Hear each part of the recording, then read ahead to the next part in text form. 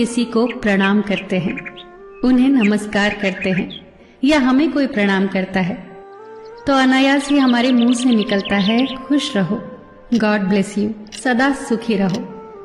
ये जो प्रणाम के उत्तर में हमारे मुंह से निकलते हैं ना, ये कोई साधारण शब्द नहीं है, ये दुनिया के सबसे कीमती शब्द है। आजकल हम इन बातों को महत्व देना बंद करते जा रहे हैं, पर यकीन मानिए जो प्रणाम के जवाब के रूप में आशीर्वाद हमें मिलता है या हम किसी को देते हैं, वो 100% चमत्कारिक शब्द होते हैं, बेशकीमती शब्द होते हैं। एक बहुत प्यारी कथा कहने जा रही हूं। महाभारत का युद्ध चल रहा था। एक दिन दुर्योधन के व्यंग से आहत होकर भीष्म पितामह यह घोषणा कर देते हैं कि मैं कल पांडवों का वध कर दूंगा। इस घोषणा का पता जैसे ही पांडवों को चलता है तो उनके शिविर में बेचैनी बढ़ जाती है।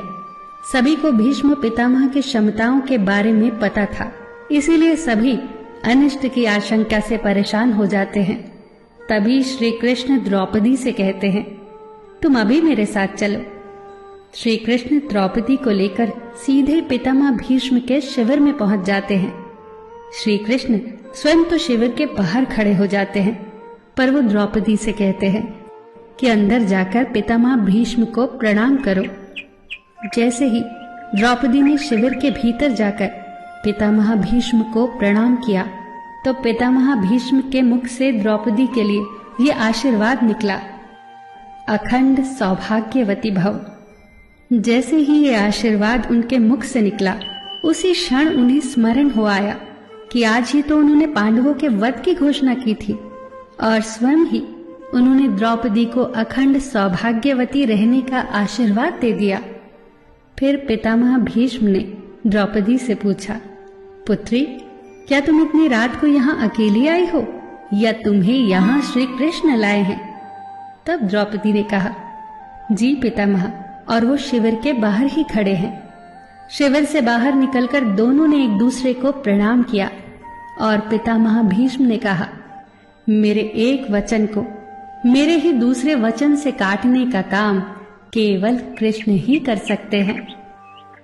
शिविर से वापस लौटते समय श्री कृष्ण ने द्रौपदी से कहा, तुम्हारे एक बार जाकर पितामह को प्रणाम करने से तुम्हारे पतियों को जीवन दान मिल गया है।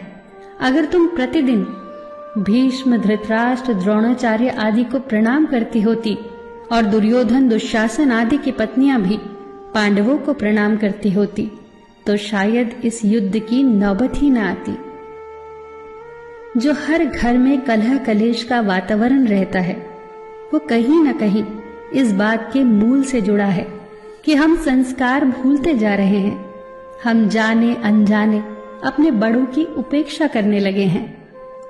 याद रखना कि हर चीज पैसे से खरीदी नहीं जा सकती, और ये भी याद रखना कि हर बात का जवाब गूगल से नहीं मिलता। उसके लिए बुजुर्गों के पास भी बैठना पड़ता है। शरीर की खुराक के साथ साथ हमारी आत्मा को भी खुराक चाहिए, जो संस्कारों से हमें मिलती है। हम भूलते जा रहे हैं आशीर्वाद के महत्व को।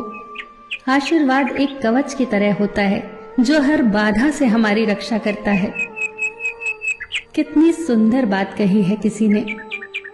प्रणाम अनुशासन है, प्रणाम शीतलता है, प्रणाम आदर सिखाता है, प्रणाम से सुविचार आते हैं, प्रणाम झुकना सिखाता है, प्रणाम क्रोध मिटाता है, प्रणाम आंसू धो देता है, प्रणाम अहंकार मिटाता है, प्रणाम हमारी संस्कृति है। आप सभी को मेरा सादर प्रणाम।